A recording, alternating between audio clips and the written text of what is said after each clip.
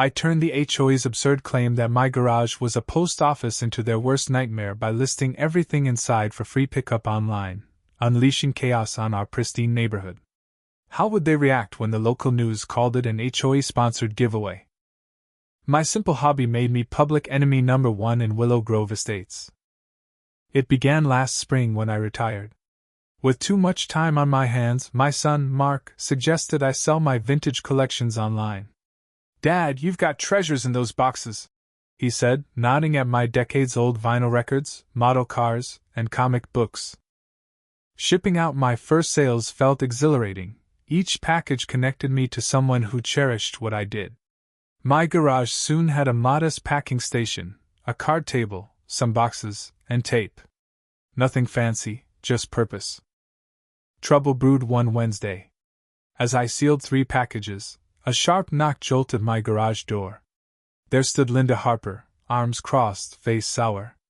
"Mr. Bennett," she snapped, skipping pleasantries, "neighbors are complaining about your operation." I chuckled, thinking it was a joke. "Just mailing some comics to collectors. Want to see this 1960s Spider-Man issue headed to Ohio?" Linda's glare sharpened.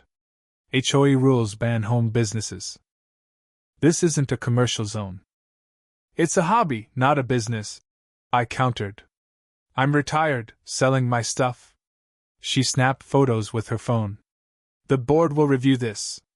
Deliveries are clogging our streets. Your garage looks like a depot." I tried reasoning. "Linda, I've lived here 20 years. You've eaten my ribs at block parties. This keeps me busy." She smirked. "Rules are rules. Expect a notice." 3 days later, an HOA letter branded my garage an unauthorized postal facility with commercial-grade operations, demanding I stop shipping within 72 hours or face $150 daily fines. I called Tom Reynolds, the HOA president, hoping for sanity. Tom seemed reasonable at meetings, but his tone was tense. "John, Linda's got proof. 40 package pickups this month. It's excessive." "What's the limit, 39? I shot back. Tom sighed. "The board voted. I can't override it."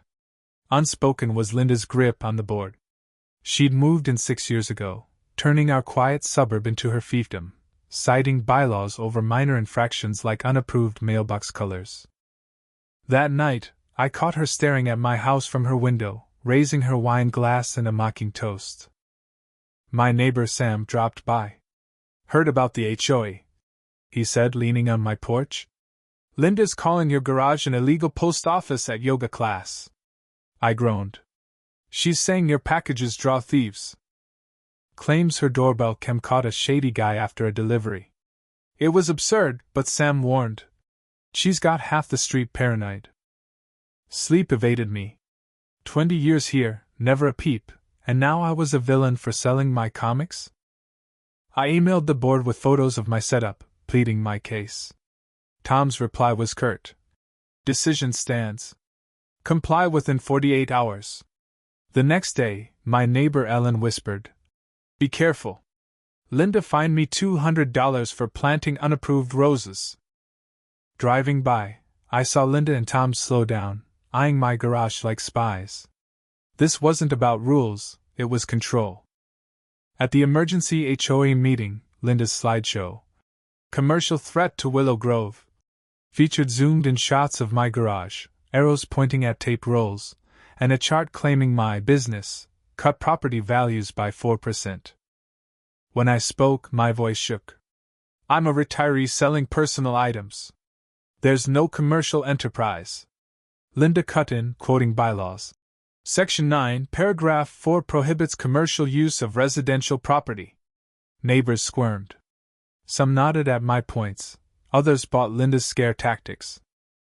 The vote was 6-1 against me. As people left, some whispered apologies, avoiding my gaze. Linda smirked, chatting with Tom. Fury replaced my defeat. At 5 a.m., I hatched a plan. If they called my garage commercial, I'd give them chaos. I photographed everything: records, tools, Christmas lights, old chairs, and posted them on Craigslist, Facebook Marketplace, and Nextdoor. Free pickup only, Willow Grove HOA mandated clean out, Saturday 8 a.m. to 4 p.m. I created a Facebook event. HOA ordered community giveaway, and shared it in local groups. My hands trembled with adrenaline. Mark called. "Dad, don't do anything nuts.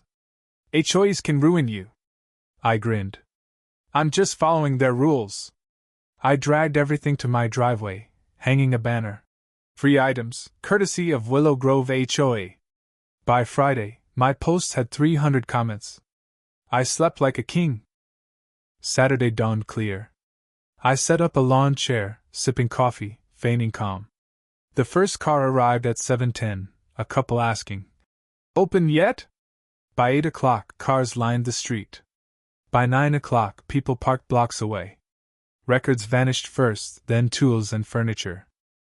I told everyone, "HOA says I can't store this, so it's free." At 9:30, Linda's door slammed open. She froze, gaping at the crowd. Our quiet street was a flea market, cars honking, strangers everywhere. She stormed over, phone out. "What is this?" she shrieked. I smiled. "Complying with your ruling. You said no shipping or selling, so I'm giving it away." "This is a nuisance," she spat. "Is giving away my stuff against the rules, too?" A pickup truck swerved, grazing her pristine lawn. She screamed, "You'll pay for that!"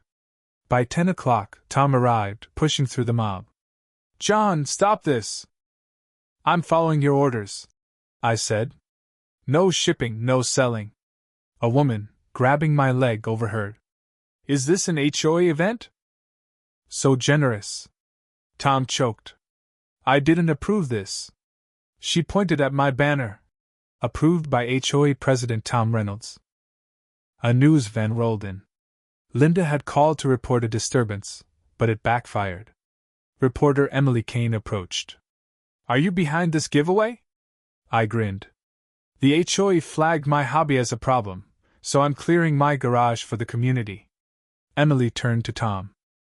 "What inspired this event?" Linda waved frantically behind him. A crash rang out. Someone toppled Linda's mailbox while parking. Her scream echoed. Tom pulled me aside, desperate. "End this, and I'll call an emergency meeting tonight." "Violation gone, apology issued." I nodded. "In writing now?" As he scribbled, Emily filmed me. "Rules work when they're fair," I said. "This is about community, not control."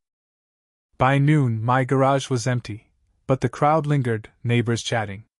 Ellen brought lemonade, saying, "I've never seen our street so alive."